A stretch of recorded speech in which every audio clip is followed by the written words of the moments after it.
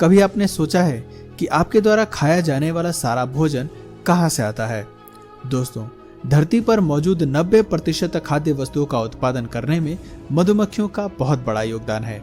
आपको मधुमक्खियां सिर्फ शहद और मोम ही नहीं देती, बल्कि बादाम, काजू, संतरा, पपीता, कपास, कॉफी, अंगूर और न जाने कितने तरह के फल और हरी सब्जियों का परागण मक्खियों द्वारा ही होता है। एक मेल फूल को दूसरे फीमेल फूल से मिलन कराने की प्रक्रिया के बाद जब फल आता है तो इस प्रक्रिया को हम परागण यानी पॉलिनेशन कहते हैं। और प्रकृति में परागण मुख्य रूप से मधुमक्खी और कुछ कीटों द्वारा ही किया जाता है, जबकि गेहूं, मक्के और चावल का परागण हवा द्वारा होता है। सीधे तौर पर देखा जाए तो मधुमक्खियों के मरने से 100 में से 70 फसल तो सीधे तौर पर नष्ट हो जाएंगी। महान वैज्ञानिक अल्बर्ट आइंस्टाइन ने भी कहा था कि अगर धरती से मधुमक्खियां खत्म हो गईं तो मानव जाति ज्यादा से ज्यादा 4 साल ही जीवित रह पाएगी, क्योंकि मधुमक्खियों की तादाद जितनी कम होगी, फल और सब्जियों की उपलब्धता उतनी ही कम होगी और उनकी कीमतें उतनी ही ज्यादा बढ़ेंगी। और आज भी वैज्ञानिक कहते हैं कि अगर मधुमक्खियां नहीं रहेंगी तो इंसान का वजूद भी नहीं रहेगा। दोस्तों सोचिए, अगर धरती से मधुमक्खियों का नामो निशान मिट जाए तो उनके डंक से मिलने वाले दर्द से तो छुटकारा मिल जाएगा, लेकिन पृथ्वी पर मौजूद पूरी मानव जाति चरमरा जाएगी। मधुमक्खी इस धरती पर अकेली ऐसी जीव है जिसके द्वारा बनाया गया भोजन मनुष्यों द्वारा किया जाता है। ये इतनी मेहनती होती हैं कि आप सोच भी नहीं सकते। 1 किलो शहद बनाने के लिए पूरे छत्ते को लगभग 40 लाख फूलों का रस चूसना पड़ता है और 90,000 मील तक उड़ना पड़ता है। यह धरती के 3 चक्कर लगाने के बराबर है। शहद हजारों सालों तक खराब नहीं होता। यह एकमात्र ऐसा फूड है जिसके अंदर जिंदगी जीने के लिए आवश्यक सभी चीजें पाई जाती हैं।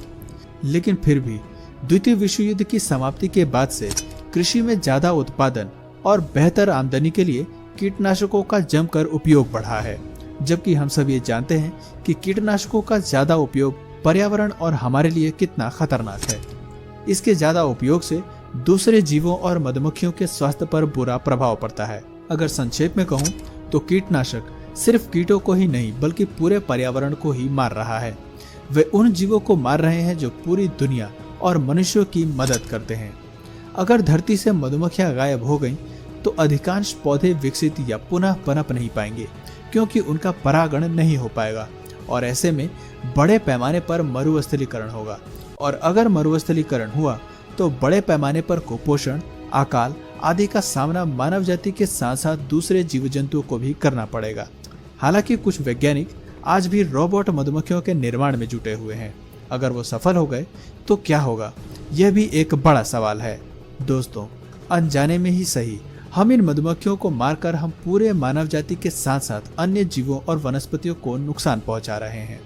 भले ही इसके बदलाव हमें आज नजर नहीं आ रहे, लेकिन आने वाले कुछ सालों में ये साफ दिखाई देंगे। दोस्तों, हमारा ग्रह, उस पर पनपती अनेकों जीव और वनस्पतियों के स्वास्थ्य पर निर्भर करता है और जब तक हमें इन महत्वपूर्ण बातों का एहसास नहीं होगा तब तक हम इसके खात्मे में अपना भरपूर योगदान देते रहेंगे। अगर हमने आज अपनी आंखें नहीं खोली तो शायद एक दिन ये प्रकृति अपनी आंखें बंद कर लेगी। तो दोस्तों प्लीज इस वीडियो को जितना हो सके अपने फ्रेंड्स और फैमिली में जरूर से जरूर शेयर करें। और अगर ये वीडियो आपको पसंद आया और लॉजिकल लगा तो प्लीज आपका एक कीमती लाइक जरूर दीजिए। और यदि आपके पास भी कोई सवाल या सुझाव इस प्रकृति को लेके है तो प्लीज कमेंट सेक्शन में कमेंट करके जरूर बताइए। मिलते हैं फिर किसी नए वीडियो में नए टॉपिक के साथ। तब तक के लिए नमस्कार।